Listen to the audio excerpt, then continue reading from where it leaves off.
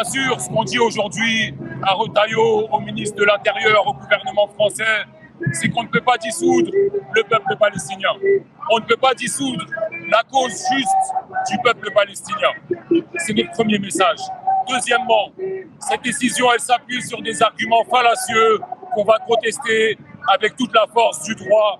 Le droit est de notre côté, du côté du peuple palestinien et ici, du côté d'Urgence Palestine. Je tiens à saluer les milliers de personnes à travers la France qui ont signé la pétition, toutes les organisations syndicales et politiques aujourd'hui qui disent qu'il faut faire front pour nos libertés démocratiques. Je tiens à dire aussi ici notre soutien total à nos camarades de la Jeune Garde.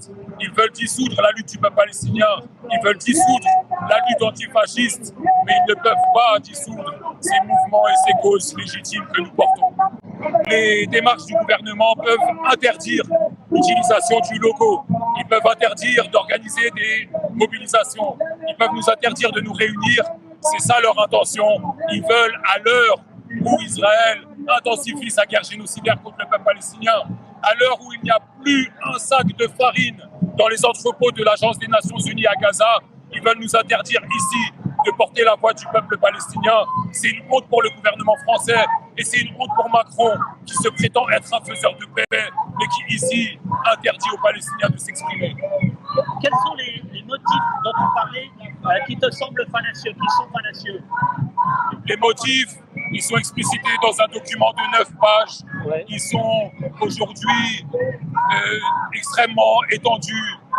Ils nous disent qu'on incite à la haine, ils nous disent qu'on est des terroristes, ils nous disent qu'on est violents. Mais on est depuis le début parfaitement vierge de toutes ces accusations. Il n'y a aucun procès, il n'y a aucune condamnation.